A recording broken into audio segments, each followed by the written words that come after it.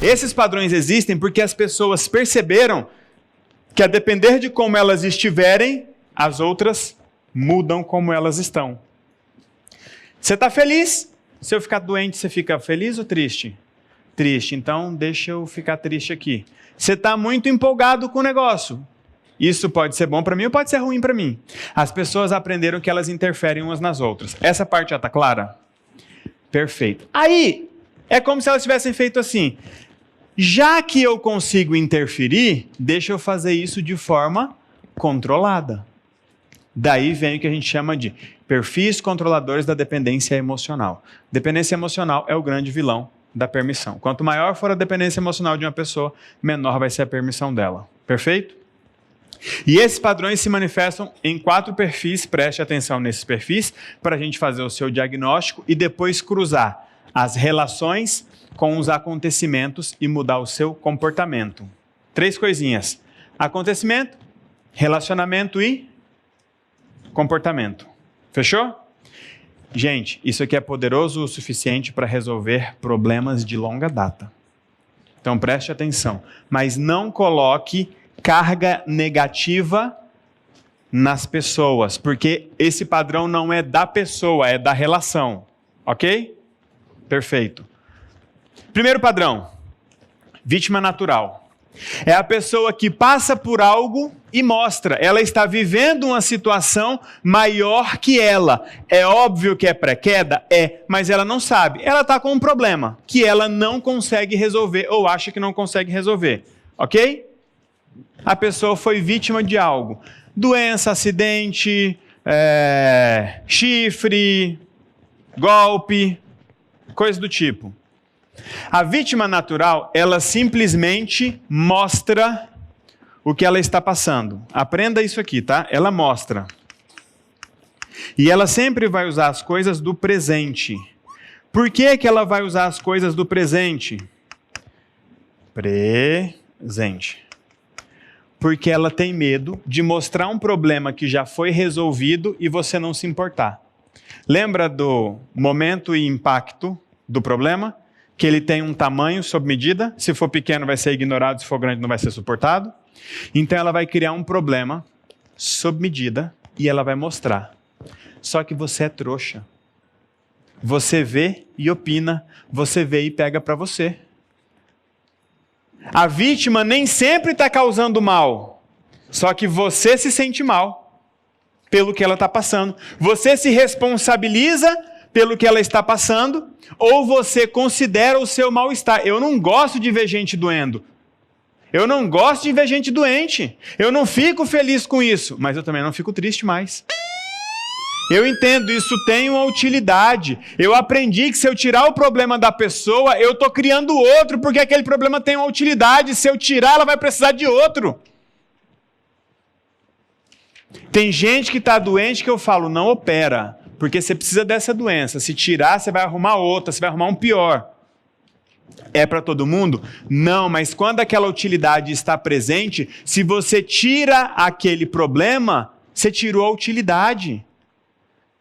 A pessoa vai precisar de outro problema para ela dar utilidade. É por isso que você paga a dívida do endividado, porque você está se sentindo mal. Ele arruma outra dívida, ou fica doente, ou leva um chifre, ou dá um chifre, ou faz uma loucura na vida. Porque ele tinha um problema para usar, talvez, contra outra pessoa. Aí você foi lá e falou, não, pode deixar que eu pago, pô, tô bem. Só que ele estava tentando punir o pai dele. Que na cabeça dele amou mais o irmão dele do que ele. Pagou faculdade para o irmão dele, não pagou para ele. Aí ele está tentando punir o pai dele, se endividando, com a agiota batendo na porta dele, você foi lá e pagou a dívida. O que ele vai usar contra o pai dele agora? Nada. Você estragou o esquema. Agora ele vai no agiota mais brabo ainda. Tá claro? A vítima mostra o que está passando. Só que as pessoas, elas entenderam que isso dá para elas um certo controle. Então, o Pokémonzinho vai evoluindo. Aí vem o que eu chamo de vítima intencional.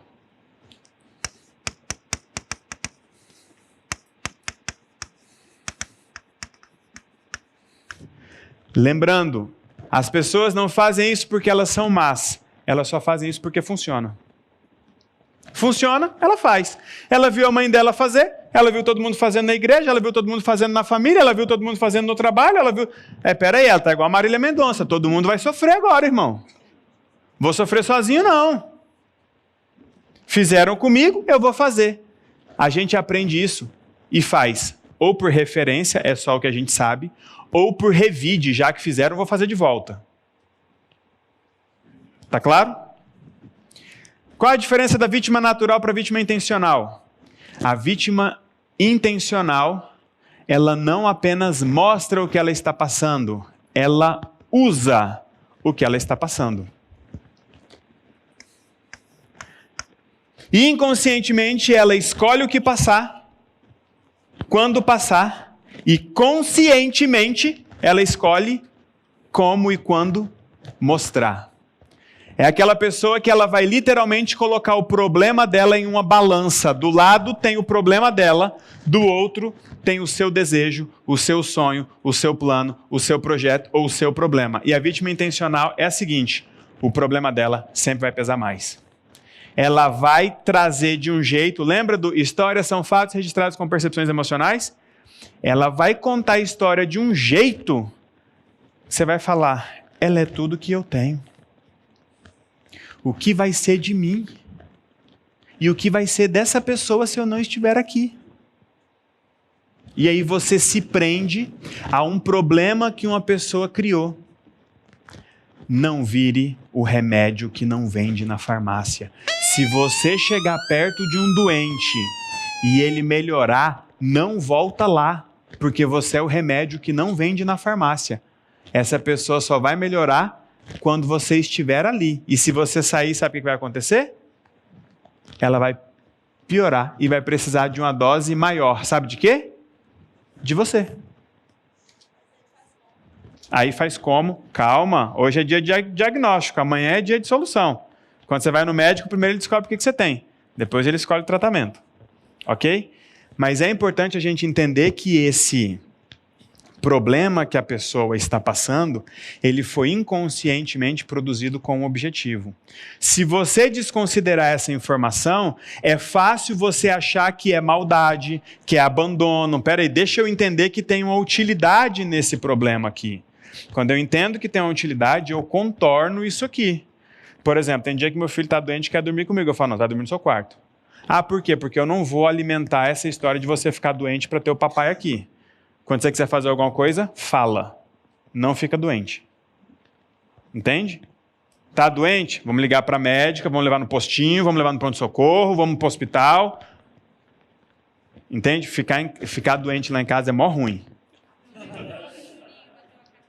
Vou contar quando o Juninho bateu a cabeça. Vou contar no final. Bem lembrado, não deixa eu esquecer.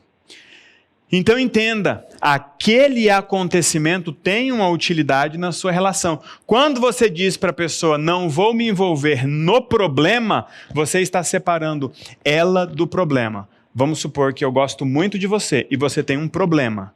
Eu posso me relacionar com você e não me relacionar com o seu problema? Perfeito. Vamos supor que o seu problema é amante. Vocês são casados? Não. Você é casada? Não. Então não tem amante. Mas faz de conta que tem. Vamos supor que o seu problema é amante. Eu posso me relacionar com você e falar, não quero papo com isso aí não. Essa treta eu não concordo, não quero... Posso? E se for doença? Eu posso não te amar mais só porque você está doente? Esse é o ponto, gente. Eu posso não te amar mais só porque você está doente? Porque para mim você é igualzinho, doente eu não. Até prefiro quando você está sã. Mas como você está doente, você me obriga. E eu não vou ficar aí obrigado. Ah, Elton, é maldade. Quando você deixa o doente com a doença, e a doença é a utilidade para a relação dela com você, você sai por uma porta, a doença sai pela outra. É desse jeito. Se não tiver utilidade, vai embora. Se não tiver utilidade, não fica. Já valeu. Boa. Se libertar uma pessoa, para mim já está valendo. E depois nós temos... Vou colocar primeiro o Vingador aqui.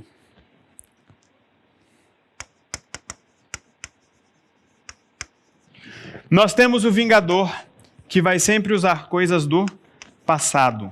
Por que o vingador sempre vai usar coisas do passado? Porque o presente para ele não está legal e o futuro não importa. Você pega um casal que se separou e uma pessoa vira e fala: quando nós nos conhecemos, olha o que eu fiz por ele, olha o que eu fiz por ela, e por aí vai. Só que entenda uma coisa: vingança só existe entre duas pessoas que foram importantes uma para outra e a importância acabou.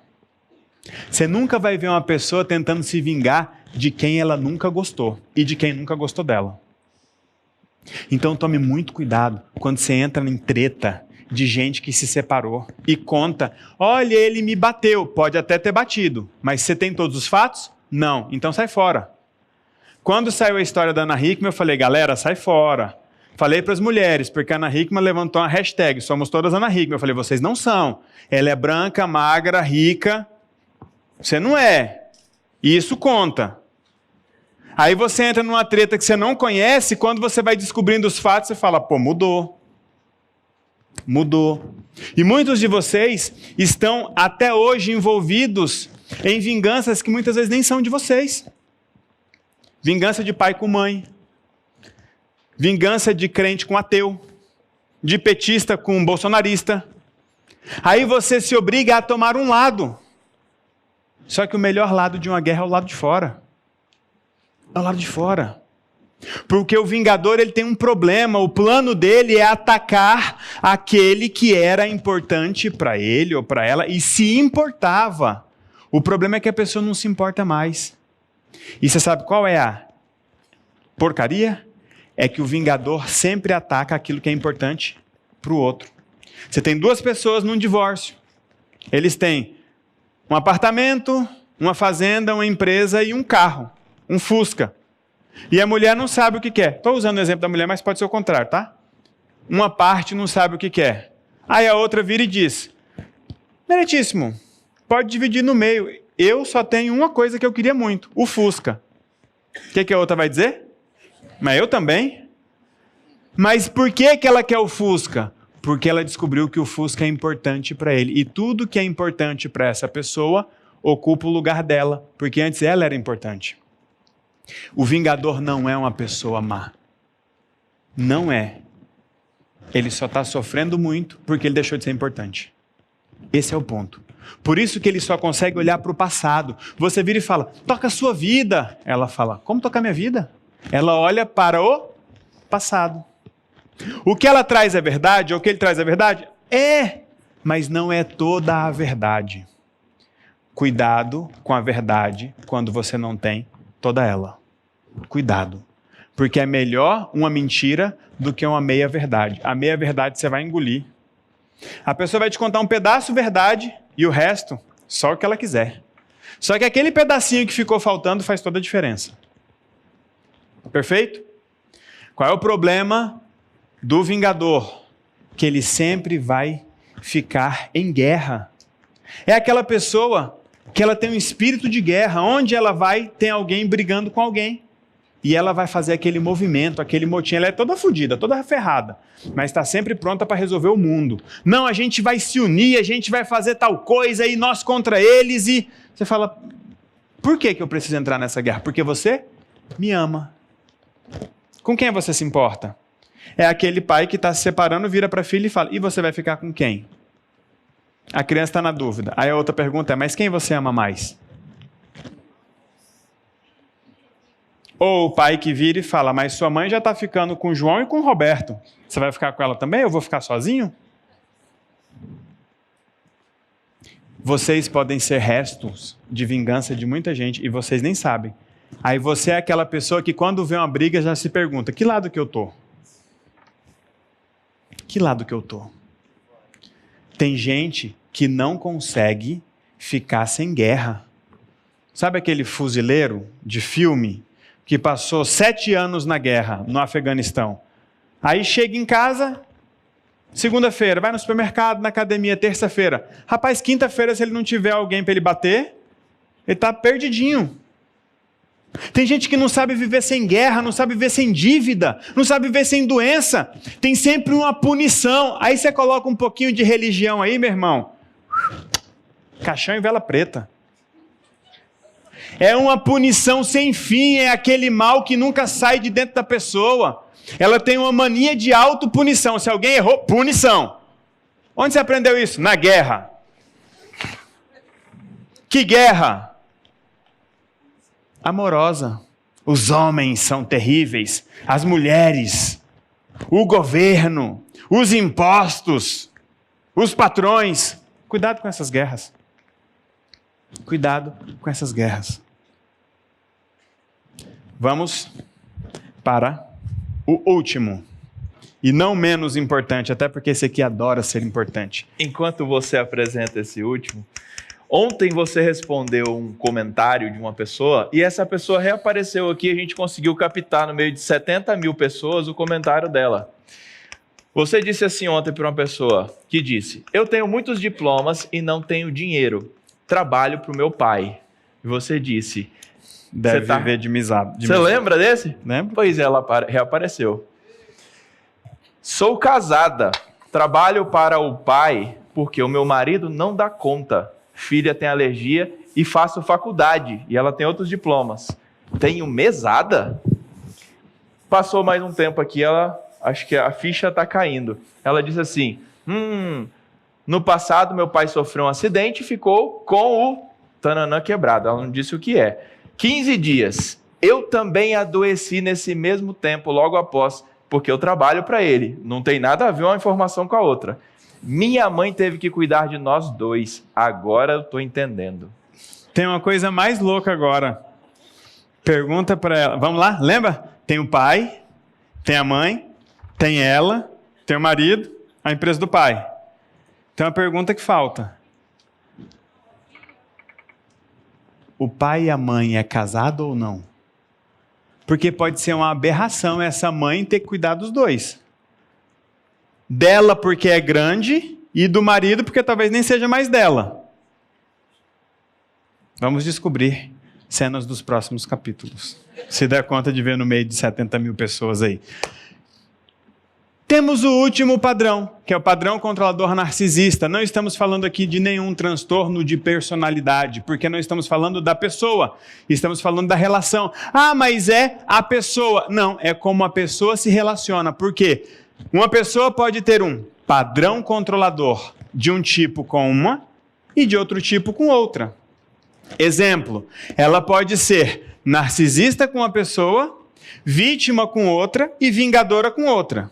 É aquela mãe que liga para o filho e diz: você vai ter que socorrer o seu irmão que está com um problema financeiro lá. Porque quando a gente se separou, eu só paguei a sua faculdade e não paguei a dele. Aqui ela está sendo o quê? Narcisista. Mandando. Parará. Tem que, e aí pegando, essa pessoa tem que resolver o problema dela. Começou a aparecer um pouquinho de vingança. Ok? Aí ela liga para o outro filho. Ai, meu filho... Sabe, é que eu não tenho como te socorrer agora, porque eu tô com tal coisa, eu tô com não sei o quê, eu vou ver se o seu irmão consegue, porque ele que tem dinheiro aqui, a gente não tem. O narcisista, aquele cara do transtorno, ele é narcisista com todo mundo, ele nem se permite ser vítima em lugar nenhum. Aqui nós estamos falando do padrão controlador, é aquela pessoa que pega um conjunto de características e usa em algumas situações. Estão acompanhando? E o narcisista tem uma característica, só importa a imagem dele. Tudo pela imagem dele. E aí, quando você fala de o que eu vou fazer com um doente, a pergunta é, quem você deixa de ser quando você cuida do doente que você está cuidando? Esse é o ponto. E isso ninguém olha. Porque às vezes a pessoa está cuidando do doente, às vezes não é por amor, às vezes é por vingança. Elton, ninguém cuida por vingança, cuida. Conheço um monte de gente que cuida e inconscientemente ainda diz para o pai que não cuidou quando era pequeno: agora eu vou te mostrar como é que cuida de alguém. Você vai comer o que eu quiser? Você vai tomar banho se eu colocar alguém para dar banho em você? Não é por amor, é por vingança. Não que todos os casos sejam, mas existe. Tem também aquele que cuida para ganhar o troféuzinho. Ah, se não for eu, o povo morre. Nossa, fôlego de vida. E o narcisista é assim, ele faz tudo em prol da própria imagem. É claro que ele precisa de uma pessoa problemática perto dele. Ele está praticamente fazendo um combinado com as pessoas que estão perto dele. Arruma um problema aí para eu resolver, mas tem que ser desse tamanho só, tá? Porque se for pequenininho eles não vão ligar e se for grande demais vai custar caro para mim. Tá bom? Esse é o combinado que você tem com os narcisistas da sua vida. Só que a parte que ninguém te contou é que você pode ter se tornado essa pessoa. Até agora parecia que o mundo lá fora era um mundo de vítimas e narcisistas, não era? E que você era a pedra filosofal, a parte certa do mundo. Não, pô. Tá cheio de vítima aqui. Tá cheio de vingador aqui. Tá cheio de narcisista aqui. E o narcisista tem um problema. Na verdade, essa frase não existe para ele, tá? Narcisista tem um problema. Tem um problema no narcisismo. É que não precisa ter dinheiro para ser essa merda.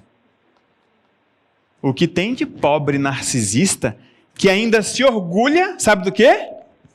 De ser pobre. Você fala assim, é o bichão mesmo, hein? Será que você não está nesse lugar? De preferir uma medalha do que um resultado? Será que você não está num lugar onde você tem que ser o cavalo perfeito do príncipe encantado? Porque para o narcisista só serve se você for quase perfeito, sabia? Se você for um traste, você não serve.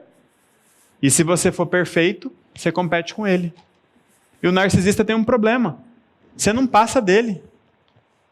Você não passa dele. Vou contar uma história para vocês. Eu desenvolvi um negócio uma vez de medicina para menopausa, para uma médica. Cara, aquilo que ficou tão bom que eu pensei, a hora que a gente colocar isso aqui na internet, os maridos vão comprar para as esposas, os filhos vão comprar para as mães. As crianças serão educadas na escola sobre a menopausa depois disso aqui. A gente vai ficar multimilionário com isso e você vai dar vida de volta para as mulheres que acharam que depois que para de sangrar, acaba a vida. Porque a vida da mulher é uma bagunça, né? Quando sangra, vem o fantasma, não é? E depois que para de sangrar, vem outro fantasma. Você fala, é para sangrar ou não é? Perfeito. Só que essa médica era casada com um médico. Geralmente eles são casados, né? Médico, dentista, eles se pegam no plantão. Tô brincando. Eles se conhecem na faculdade.